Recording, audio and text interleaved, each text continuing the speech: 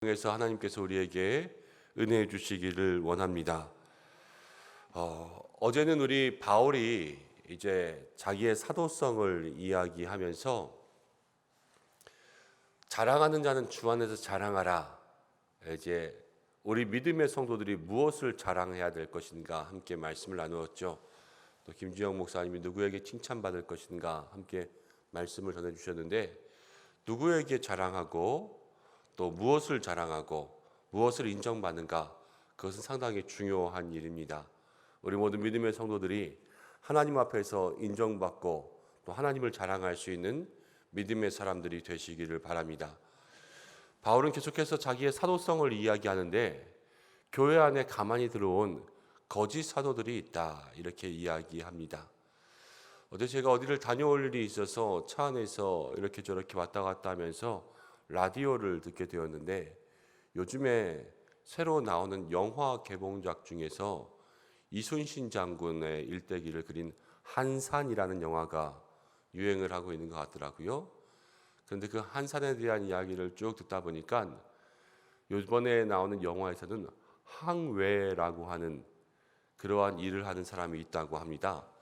그래서 이거는 사람 이름이 아니라 어떤 직책의 이름 같아요. 어떤 사람들을 가르치는. 그런데 그 사람들이 무슨 일을 하는가 했더니, 쉽게 말하면 스파이인 거예요. 스파이. 그러니까는 한국군을 위해서 일하면서 일본군에 가서 그 일본군 안에 있으면서 작전들을 노출시키고 이순신 장군에게 와서 이제 일본군의 이야기를 해주는 사람들. 또 반대로는 이 한국군 안에도 일본군의 스파이 항외가 있어서 이제 이 거북선의 비밀들을 누설하려고 하고 그러는 이 첩보 작전이 그때에도 있었다, 그러면서 그런 이야기들이 그 영화 속에도 많이 녹아 있다, 이렇게 이야기하더라고요.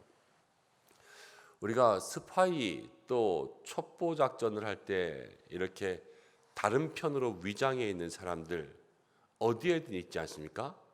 근데 바울은 오늘 교회 안에도 그렇게 있다라고 이야기해요. 교회 안에도.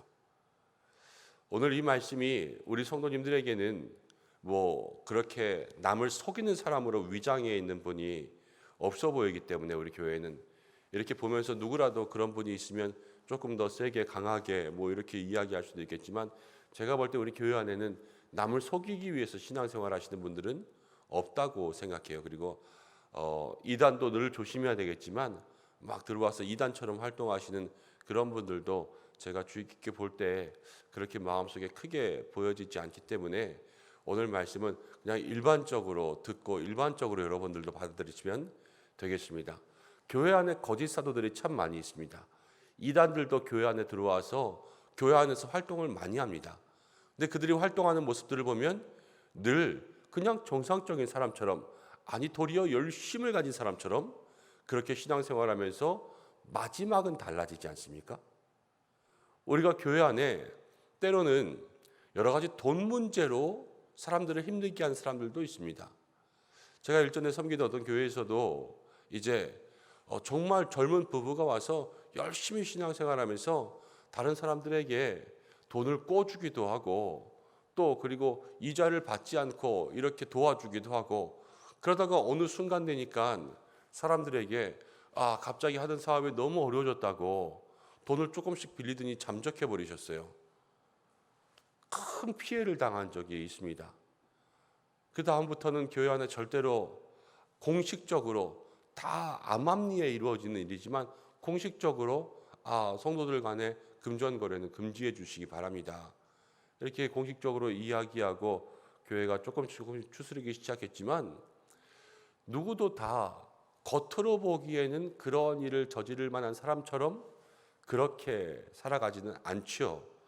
바울도 지금 고린도 교회 안에 거짓 선생, 거짓 사도들이 있는데 그들을 겉으로 볼 때는 분별할 수 없지만, 바울이 자기는 이 거짓 사도가 아니라 참 사도로서 고린도 교회를 섬겼고, 자기를 비방하는 거짓 사도들에 대해서 지금 고발하고 있다라는 것을 생각해 보게 됩니다.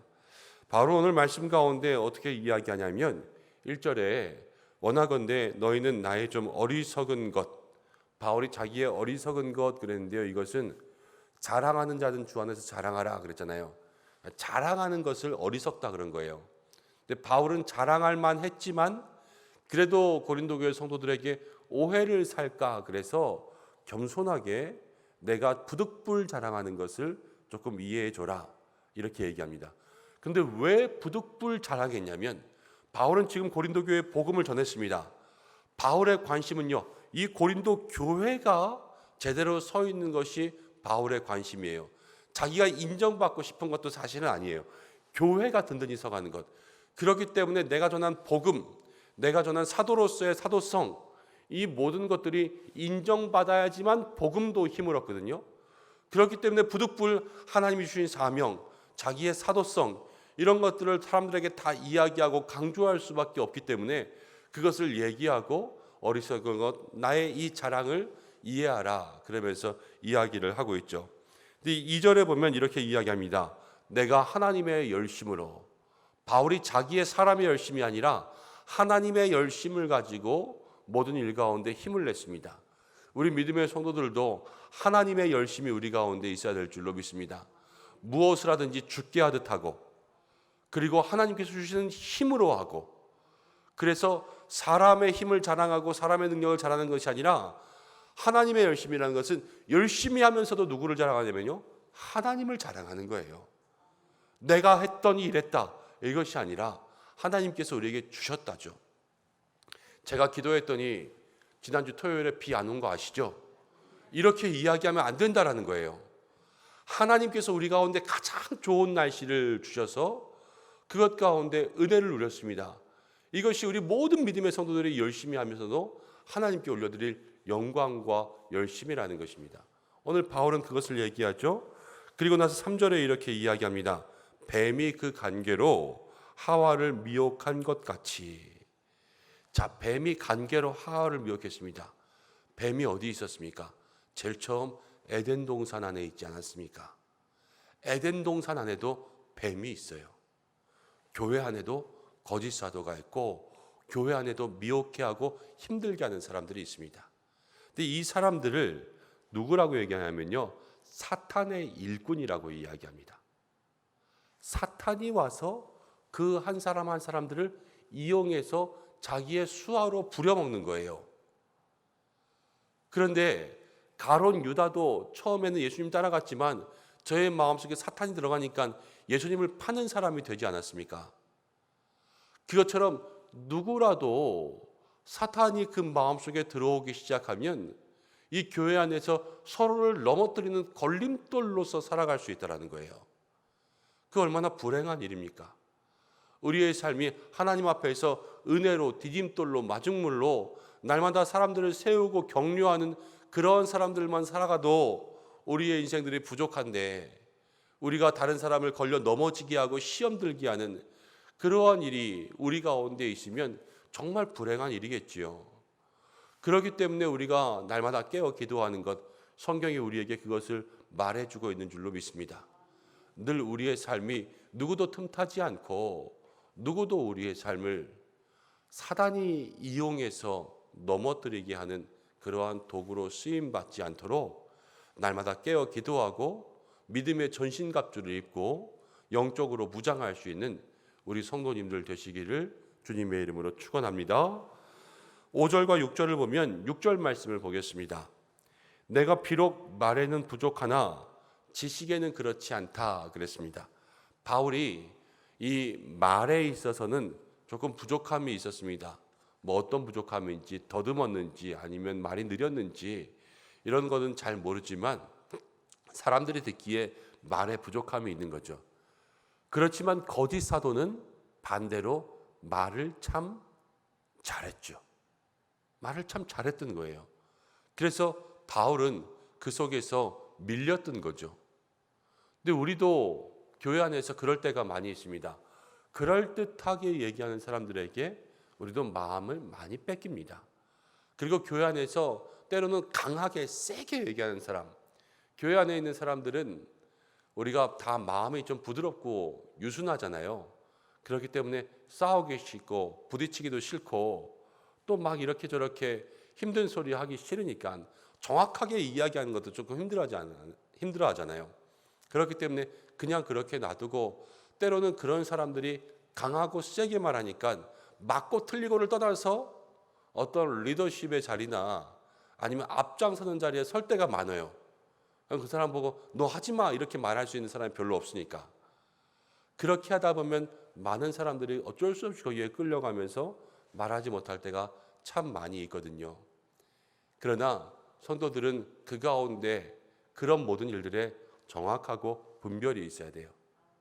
그리고 정말로 세워줄 때는 세워주고 그렇지 않을 때에는 기도로 준비하여서 리더십들을 교체할 수 있는 그러한 노력들도 우리 가운데 있어야 되는 거죠. 그러나 이 모든 것들을 판단할 때에 이 전반적인 것들을 보고 판단해야지 말로 겉으로 드러나는 것. 어제는 바울이 그랬죠. 너희는 외모로만 보는도다. 근데 오늘은 나는 말에는 능하지 않다. 그러니까 늘 외모를 보고 넘어가고 말을 보고 넘어간단 말이에요. 그러한 모든 보이는 것들이 현혹되지 않을 수 있는 믿음의 사람들이 되시기를 바랍니다. 그러기 위해서 하나님 앞에 중요한 분별의 마음들을 달라고 애써야 되겠죠. 자, 그러면서 9절로 가겠습니다. 9절에는 마지막에 이제 고린도 교회를 사역할 때 내가 너희에게 폐를 끼치지 않기 위하여 스스로 조심하였고 또 조심하리라. 이것이 이제 9절 가운데 나오는 마지막의 이야기입니다. 바울은요, 자기가 참 사도로서의 삶을 얘기하는데 바울은 이 믿음의 열심을 내었잖아요.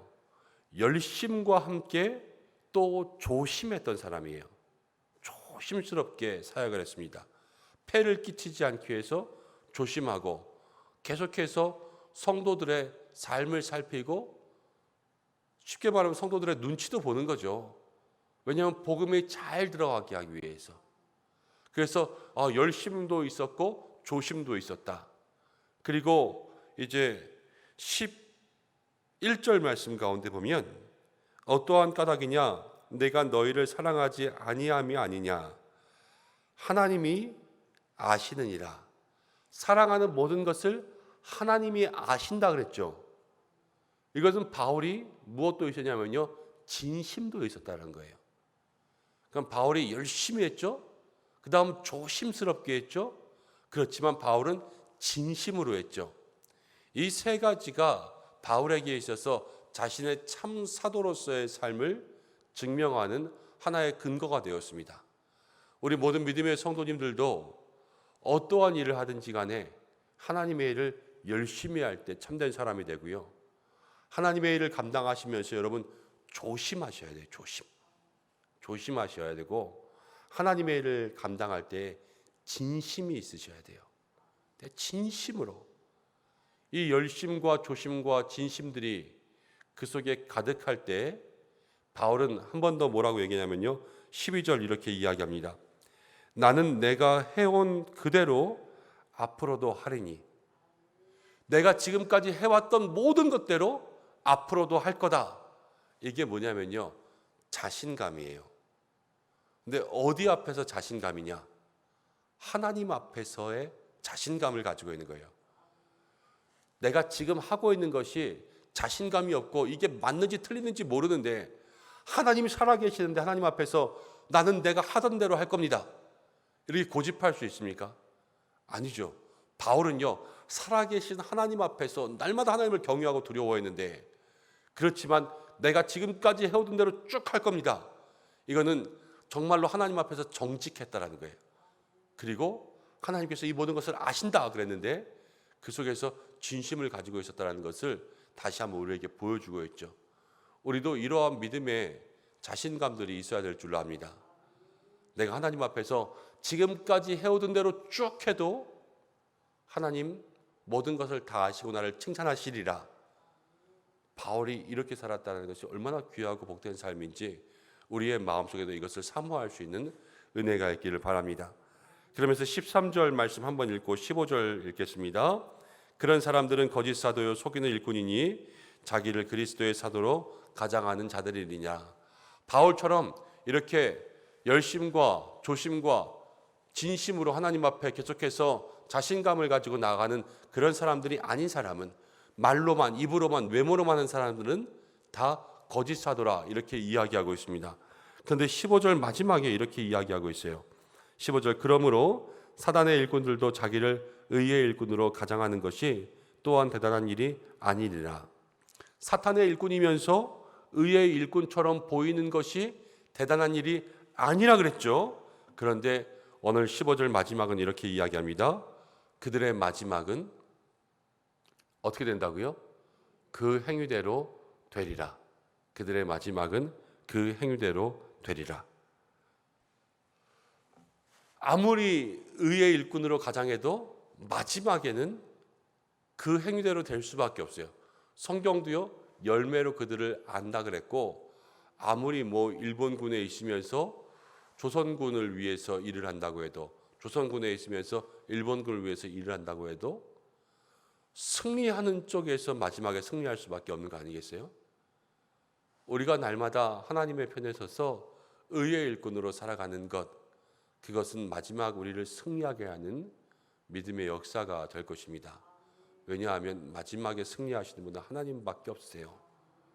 그리고 하나님의 편에 서는 사람들이 마지막에 승리합니다. 끝까지 믿음의 삶에 승리를 이룰 수 있는 우리 은석의 성도들 되시기를 주님의 이름으로 축복합니다. 마지막은 그 행위대로 되리라. 우리의 마지막이 어떨까? 날마다 이것을 기억하며 살아가시기 바랍니다. 기도하겠습니다. 고마우신 아버지 하나님, 은혜와 사랑을 감사드립니다. 오늘 부족한 저희들 주님 앞에 나올 수 있도록 인도해 주시고, 이 바울의 열심을 다시 한번 마음 가운데 새겼습니다. 무슨 일을 하든지 열심히 하게 하시고, 무슨 일을 하든지 조심하게 하시고, 무슨 일을 하든지 진심으로 감당할 수 있도록 인도하여 주시고, 교회 안에 우리의 주변에 때로는 거짓 사도로 또 사단의 일꾼으로 그렇게 다가올 수 있는 위험이 있음을 알고 깨어 기도할 수 있는 우리 될 수 있도록 도와주시고, 마지막은 그 행위대로 된다 하셨습니다. 늘 마지막을 기억할 수 있는 저희가 되게 인도하여 주시옵소서.